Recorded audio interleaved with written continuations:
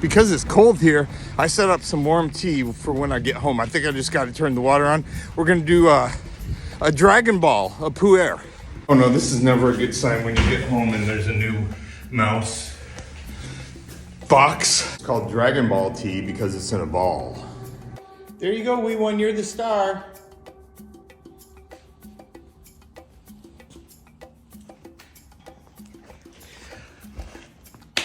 Dragon Ball is so... I just got back from a walk and it's, I didn't sit down, which is like notable for me. Much of the last year for me has been concentrating on, not getting up off the couch. This is Dragon Ball tea. I think it's over the rainbow. It's Bitterleaf teas.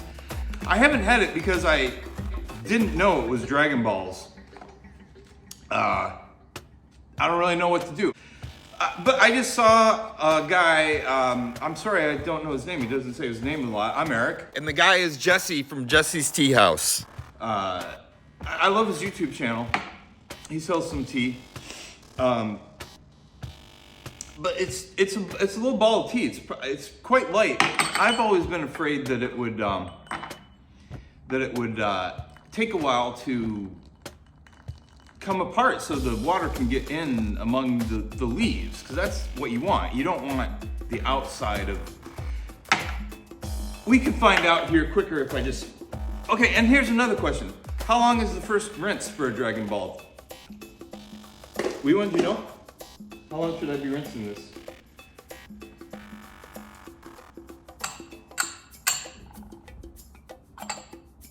I'm gonna just, oh, I'm sorry, this is the adult version of the show.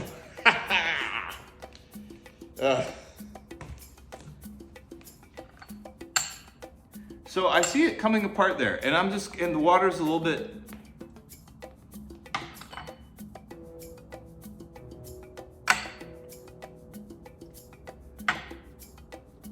I don't know what to do.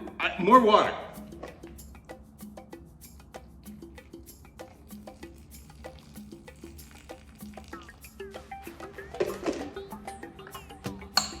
That wasn't to cool the water off, it was to harness its turgidity and break apart this Dragon Ball so it will flavor my water into tea. I'm so afraid of this is like, would be really long to like rinse a tea in, but it's still coming apart. Maybe I should watch some more videos. I've actually given Dragon Balls away as gifts, because I know people who have glass teapots. Oh, this is starting to smell nice.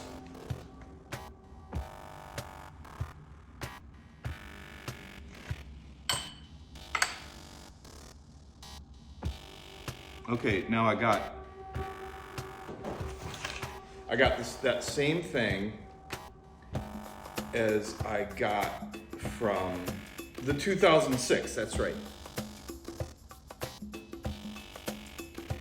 It's somewhere in between a woody cologne and stewed fruit. I know I keep on saying stewed fruit all the time. This is loosening up just fine. Okay, I can see now the next time I pour the water on, it's gonna like demolish this. It's gonna demolish it in a good way. This is a larger Gaiwan than it's the largest Gaiwan it's the largest Gaiwan I could find. It's 100 milliliters, I believe. And I saw the guy use one that was like no more than 150, I don't think. So, okay, we're going for real now.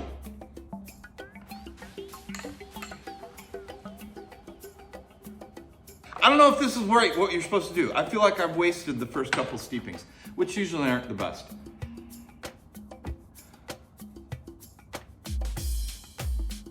I can see here in the leaves. I'm reading tea leaves.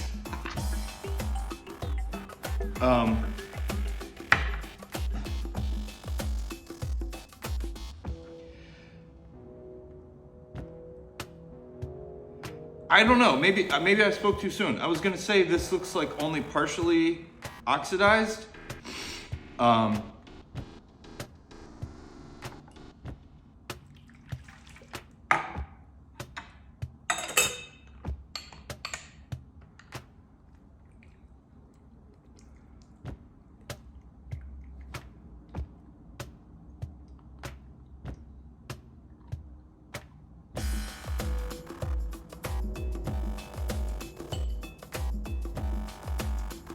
Surprisingly, it was that first, I'm just gonna see what this is. I gotta go get a different cup. I don't really like my tea too hot, so I don't mind that my cup isn't warmed up. I would warm it up for you if you were here though.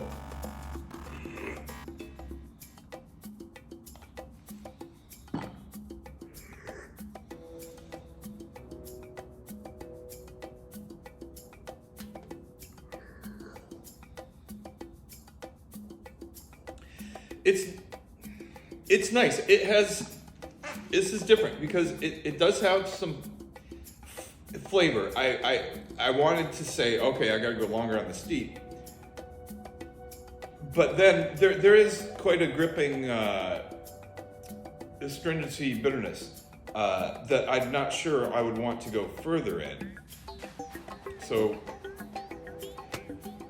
you know, and I've read some of the areas that produce Puer. It is, you know, I should say more bitter than I'm used to. This is totally nuts that I'm drinking out of a aroma cup. Don't drink out of an aroma cup, you're not supposed to.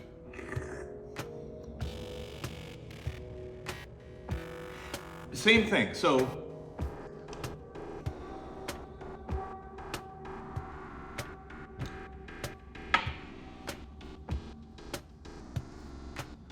these are all okay, yeah, and this is, now I see that, you know, that's a good amount of tea, but it's not as much as I actually thought it would be in that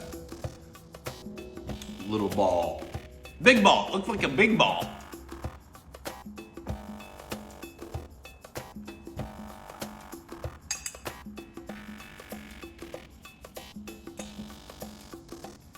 I thought I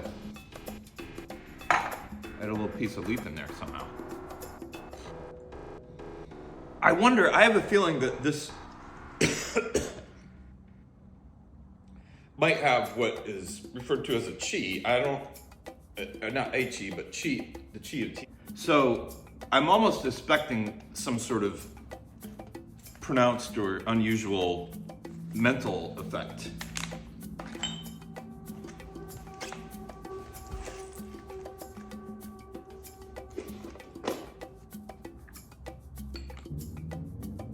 I didn't want to go that long.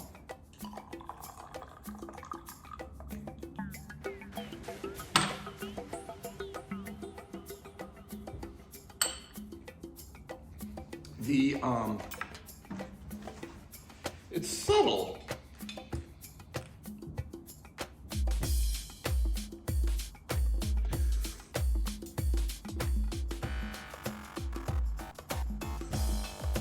It's definitely Puer. I mean, it tastes like raw Puer.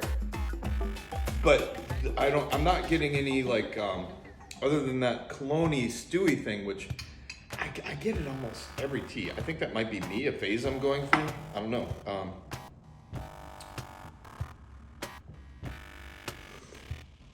Wherever my kitty wants to go, I want to go.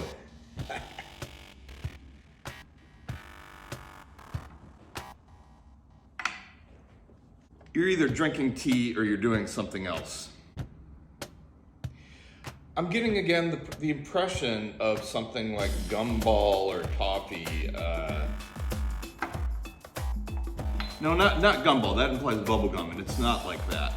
That's like bubblegum or cotton candy kind of direction of sweetness. This is.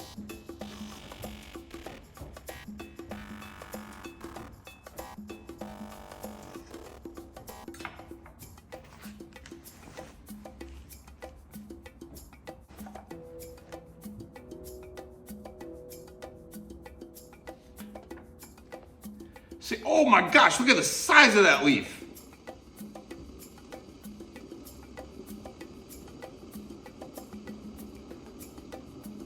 Wow, this is the biggest tea leaf I've ever found in a tea I've drank.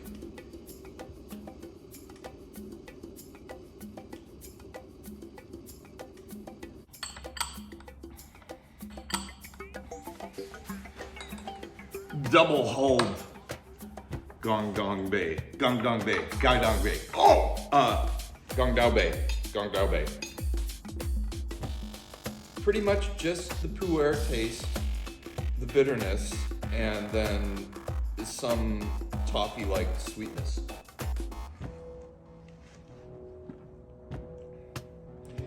You know, and maybe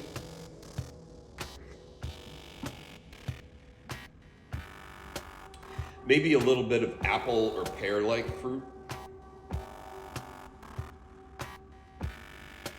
You know, I've got 2 other balls of this. This is interesting. In these later steepings, I just tasted a little bit of, I just perceived a little bit of fruit there in this steeping. And I'm gonna go another one. Gotta be steeping what?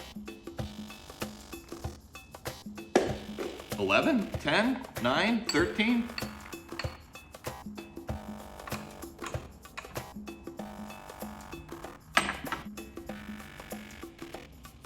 I can't believe I'm gonna do this. You know, I'm gonna have another one.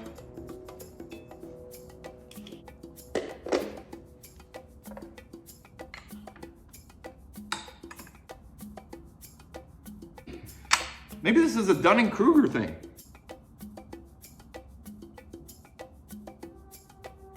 Yeah, they're all quite large leaves.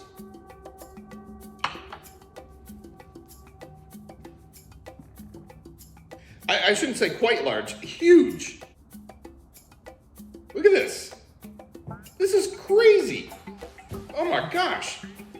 Now, I didn't know that tea leaves could get this wide. Okay, that's not true. But I think of that as the Assimica, the type of tea that grows closer to the equator well. I don't think that these like delicate small leaf ones grow very well in places like, look at that! That's amazing!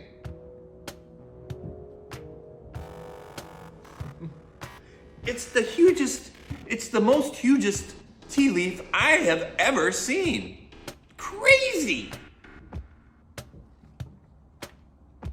I can't get over it. This is crazy. Wow.